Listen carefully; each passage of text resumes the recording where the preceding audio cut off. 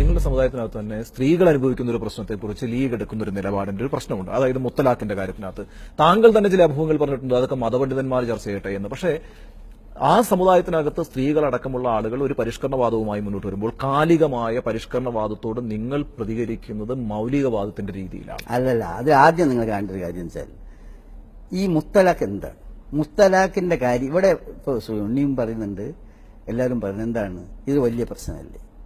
ആദ്യം അത് ഞാൻ പറഞ്ഞു തന്നെ, ഞങ്ങൾ നേരത്തെ പറഞ്ഞതാണ്, ഇതിന്റെ കാര്യത്തിൽ മതപണ്ഡിതന്മാർക്കിടയിൽ വ്യത്യസ്തമായ വീക്ഷണമുണ്ട്. മുസ്ലിം പേഴ്സണൽ ലോ ബോർഡ് അത് മുത്തലാഖ് അനുവദനീയമാണെന്ന് പറഞ്ഞിട്ട് മറ്റ് ആളുകൾ വേണ്ടെന്ന് പറഞ്ഞു. പക്ഷെ പ്രശ്നം അതല്ല. അല്ല, സുപ്രീം കോടതി ഒരു കേസുണ്ട്. ആ കേസ് എന്താണെന്നറിയാമോ? ദുബായിൽ നിന്ന് ഒരാൾ വിളിച്ചിട്ട് സ്ത്രീ കൊടുത്തിരിക്കുന്ന കേസാണ്, 3 തവണ ഫോണിൽ തലാഖ് ചൊല്ലി മൊഴി ചൊല്ലി എന്ന് പറഞ്ഞിട്ടാണ്. അല്ല, ഇരിക്കട്ടെ, അതൊക്കെ അനുഭവിക്കുന്ന പ്രശ്നങ്ങളാണ്. അല്ല ഇപ്പൊ നരേന്ദ്രമോദിന്റെ ടോപ്പ് മോസ്റ്റ് അജണ്ടയാണത്.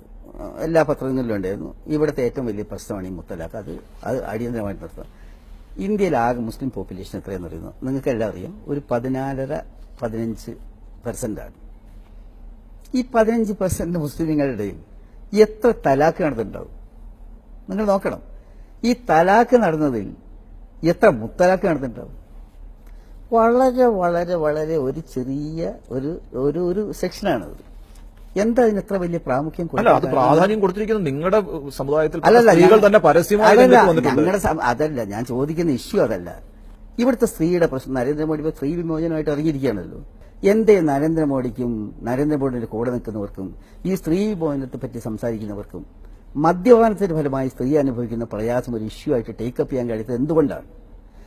എവിടെയും ഗൗരവമായ ഒരു പ്രശ്നമല്ലാത്ത വളരെ തുച്ഛം ആളുകളെ ബാധിക്കുന്ന ഒരു പ്രശ്നമാണ് ഇന്ത്യൻ സ്ത്രീയുടെ ഏറ്റവും വലിയ പ്രയാസമെന്ന് വരുത്തുന്നത് കൃത്രിമമാണ്.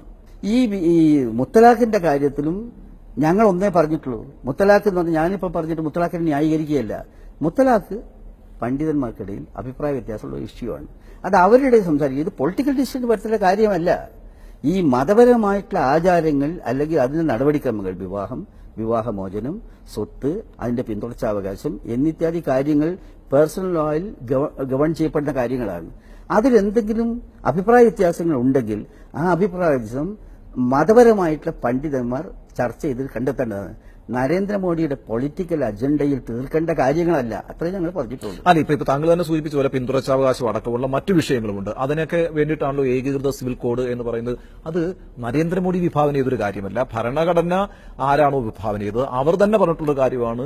കാലാന്തരത്തിൽ ഏകീകൃത സിവിൽ കോഡിലേക്ക് ഒരു ടെറിട്ടറിക്കകത്ത് താമസിക്കുന്ന എല്ലാവരും ഒരേ നിയമത്തിന്റെയും ഒരേ നീതി വ്യവസ്ഥയുടെയും ഭാഗമായി മാറാനുള്ള സാഹചര്യം ഉണ്ടാകണം എന്നുള്ളത്. അതിനെ നിങ്ങൾ എതിർക്കുകയാണ്. അതായത് ഈ ഏകീകൃത സിവിൽ കോഡിനെ എതിർക്കുന്നവരെല്ലാവരും സെക്യുലറിസ്റ്റുകളും അതിനെ അംഗീകരിക്കുന്നവർ വർഗീയ ശക്തികളുമായി മാറുന്ന ഒരു സാഹചര്യമാണ് ഇപ്പോൾ ഉള്ളത്. ഇന്ത്യൻ കോൺസ്റ്റിറ്റ്യൂഷൻ ഫണ്ടമെന്റൽ റൈറ്റ് ആയിട്ട് പറഞ്ഞിട്ട് കാര്യമുണ്ട്. എന്താണ്? Freedom of faith. Freedom of faith പെട്ടതാണ് നിങ്ങളുടെ വിശ്വാസം എങ്ങനെയാകണം, നിങ്ങളുടെ കാര്യം ആ നിലയിലുള്ള നിങ്ങളുടെ കാര്യങ്ങൾ എങ്ങനെയാവണം എന്നുള്ളതിനാണ് ആർട്ടിക്കിൾ എനിക്ക് തോന്നുന്നു 25 മുതൽ 28 വരെയുള്ള ഫണ്ടമെന്റൽ റൈറ്റ്സിൽ പറഞ്ഞ കാര്യങ്ങളാണ്. ആളുകൾ ഈ വാദഗതി കേട്ടാൽ തോന്നും ഞാൻ ഉണ്ണിന്റെ വാദഗതി എന്നല്ല പറഞ്ഞത്. ഫണ്ടമെന്റൽ റൈറ്റ് എന്ന് പറയുന്നത് മൗലിക മാർഗനിർദ്ദേശ തത്വത്തിന്റെ താഴെയാണെന്ന്. അപ്പൊ ഇവിടെ ഫണ്ടമെന്റൽ റൈറ്റിന് ഇന്ത്യയിലെ പൗരന് കോടതിയിൽ പോലും ചോദ്യം ചെയ്യാനുള്ള അവകാശമുള്ള ഫണ്ടമെന്റൽ റൈറ്റ് ആയിട്ടുള്ള freedom of faith, freedom of religion, ഇതിനേക്കാളും മഹത്തരമായി മാർഗനിർദ്ദേശക തത്വത്തെ പറയുന്ന വിഡ്ഢിത്തമാണ് ഈ പറയുന്ന ആളുകൾ ചെയ്തുകൊണ്ട്. അല്ല, ഈ freedom of faith, freedom of religion ഇതൊക്കെ മുസ്ലിം സമുദായത്തിന് മാത്രം ബാധകമായ കാര്യമല്ല. ക്രിസ്തീയ സമുദായത്തിനും, നിങ്ങളെക്കാൾ പോപ്പുലേഷനുള്ള ക്രിസ്തീയ സമുദായത്തിനും ഇതൊക്കെ ബാധകമാണ്. പക്ഷേ കഴിഞ്ഞ ഏതാനും കൊല്ലക്കാലങ്ങളിലെ പല കോടതി വിധികളിലൂടെ ഹിന്ദു നിയമവും ക്രിസ്തീയ നിയമവും ഒക്കെ ഏറെക്കുറെ തുല്യതയിലെത്തിയിരിക്കുന്നു. അപ്പോഴും പുറത്തു നിൽക്കുന്നത് ഇസ്ലാമിക വിഭാഗമാണ്. ഉണ്ണി ചോദിച്ച ചോദ്യം യുക്തിയുള്ള ചോദ്യമാണ്. കാലം ഇങ്ങനെ മാറുമ്പോൾ നിങ്ങൾക്കങ്ങ് ചില മാറ്റങ്ങൾ മറ്റ് സമുദായക്കാരും വരുത്തിയിട്ടുണ്ട്, അതുകൊണ്ട് നിങ്ങൾക്കും അങ്ങനെ ചെയ്തുകൂടെന്ന് ചോദിച്ചാൽ സോറി, അത് നിവൃത്തിയില്ലാത്ത കാര്യമാണ്. ദൈവിക നിയമങ്ങൾ മാറ്റാൻ ഞങ്ങൾക്ക് അവകാശമില്ല. അത് ഗവൺ ചെയ്യപ്പെടുന്നത് ആ ദൈവിക നിയമത്തിന്റെ അടിസ്ഥാനത്തിലാണ്. അത് നിങ്ങളങ്ങ് കാലം മാറി നാട്ടിൽ ഇങ്ങനെ സമ്മർദ്ദമൊക്കെ ഉണ്ട്, വർത്തമാനമൊക്കെ ഇങ്ങനെ ഉണ്ട്, അതുകൊണ്ട് നിങ്ങളും അങ്ങ് മാറ്റിക്കൂടെ എന്ന് ചോദിച്ചാൽ അത് പ്രയാസമുള്ള കാര്യമാണ്. അവിടെയാണ് മുസ്ലിം ലീഗ് ഫണ്ടമെന്റലിസ്റ്റ് ഫോഴ്സായി പോകുന്നുള്ള വിലയിരുത്തൽ വരുന്നത്. അതിന് എന്താ രക്ഷ?